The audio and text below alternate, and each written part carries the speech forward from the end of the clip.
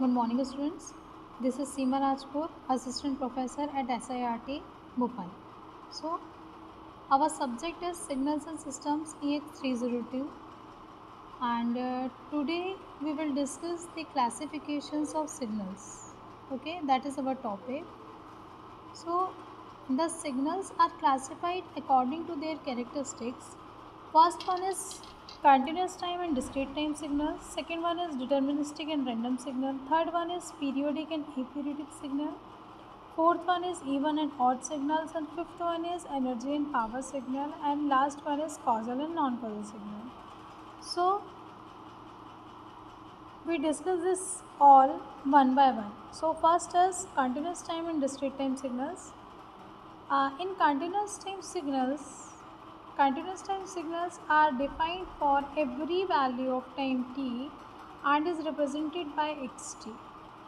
Okay, so a continuous time signal is also called an analog signal. So that is the example of analog signal. And second one is discrete time signal. So in discrete time signals are defined at discrete instant of time and that is represented by xn, and it is also known as digital signals. Now next one is deterministic and random signals. So in deterministic signal is a signal exhibiting no uncertainty of its magnitude and phase at any given instant of time. Its instantaneous value can be accurately determined by a mathematical equation. Okay, so the system that determine or that express with the mathematical equations is known as deterministic signal. And second one is random signal. So a random signal is a signal characterized by uncertainty about its actual occurrence. Okay, so this random signals are not determined or not expressed by any mathematical expression, and those signals that are not mathematically expressed by the equations that are called random signals. Now next is periodic and aperiodic signals. So a continuous time signal xt is said to be periodic if it is satisfy the condition xt equal to xt plus t for all t. So the smaller value of t that satisfies the value that satisfies the above condition is known as fundamental period.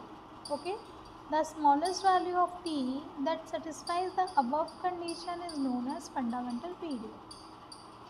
Now periodic signal in discrete form, a discrete time signal xn is said to be periodic if it satisfies the condition xn equal to x small n plus capital N for all n. Okay. In the continuous time signal that is depends on t, and the discrete time signal that is depends on n. Okay.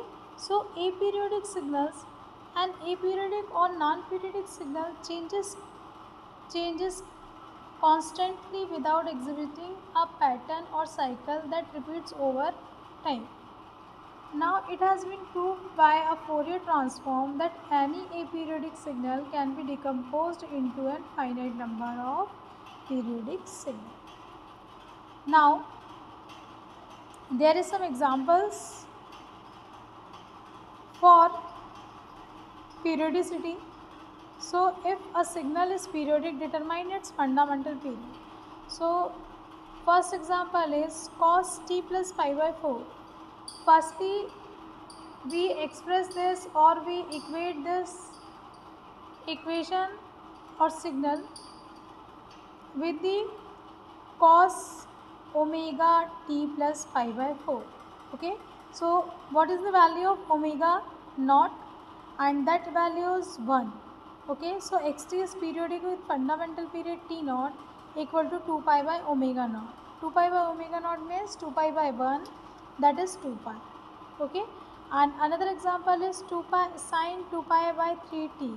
So what it is, what the alpha naught value here, alpha naught is 2 pi by 3, and our fundamental periods formula is what, that is t naught equal to 2 pi by omega naught. Okay, so t naught equal to 2 pi by 3, 2 pi upon 2 pi by 3. So 2 pi and 2 pi cancel out, answer is 3. Okay, so next is even and odd symmetry. Okay, means even and odd signals. Even means symmetrical signal and odd means anti-symmetrical signal. Okay, so in even signal, a continuous time signal xt is said to be symmetric if it satisfies the condition x minus t equal to xt for all t. Okay, for example a cos t.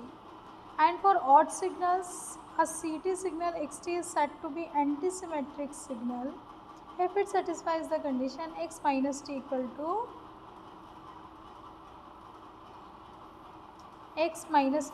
minus xt, x minus t equal to minus xt for all t. Okay.